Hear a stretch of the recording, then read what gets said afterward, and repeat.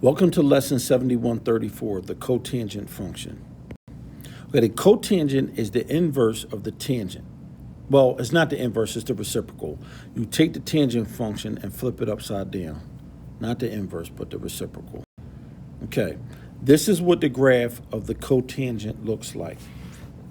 So we kept our same windows from last time.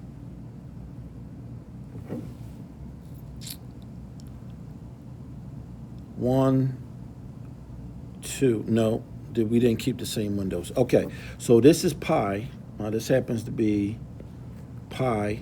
This happens to be 2 pi. This is pi. This is a negative pi, negative 2 pi. So your min is negative pi. Your x min is negative 2 pi. Your x max is positive 2 pi. Your x scale happens to be pi. 4 and negative 4 are still your y min and max, and your y scale stays at 1. So go ahead and make changes to your window, and then we'll analyze the function.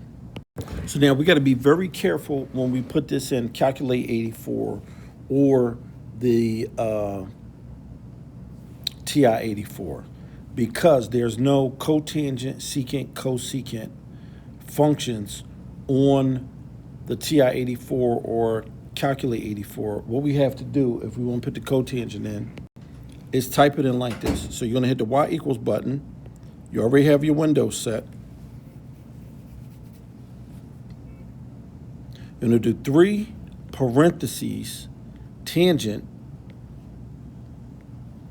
x divided by 2, close the parenthesis, x to the minus 1 button. This button is diagonally left of the 7, and then plus 1. Okay, so this is our amplitude. Our amplitude has grown by plus 3. We have a period change, and we have a vertical shift upwards. But I think if we keep the window at 4, we should be able to see everything. So I'm going to graph it now, draw the graph, and then let's see what we looks like if we need to change the window. But before we do that, let's look at our B. Our B is 1/2, which means we get less cotangents per period. So I'm going to graph the tangent, the regular cotangent, and then I'm going to graph the shift. So the regular cotangent looks like this. So if this is pi radians, and this is 2 pi, this is negative pi and negative 2 pi. Where the tangent is 0, the cotangent is undefined. And where the tangent is undefined, the cotangent is 0. So the regular tangent period looks like this.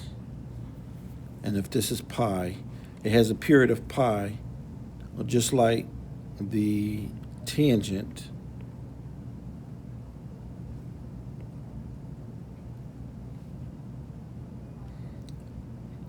Which when every asymptote repeats every pi radians. So the cotangent has vertical asymptotes at pi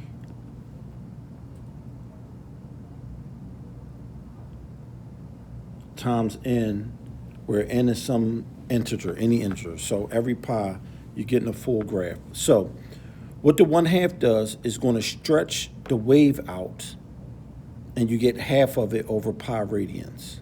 So our asymptotes are going to switch to 2 pi. The 2 pi. So we're going to change the window. So this is the cotangent. This is cotangent x right now.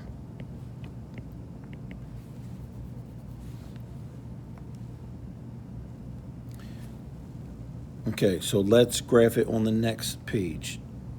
I probably didn't draw this well enough, but our amplitude goes up. We have a vertical shift up 1. So now our vertical shift up 1 is here. So that means, I didn't do that well enough either.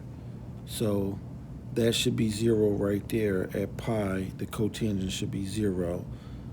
So it should probably come through that dot. I didn't draw that well enough. But you get the idea. You see the graph at pi, it intercepts 1 because of our vertical shift.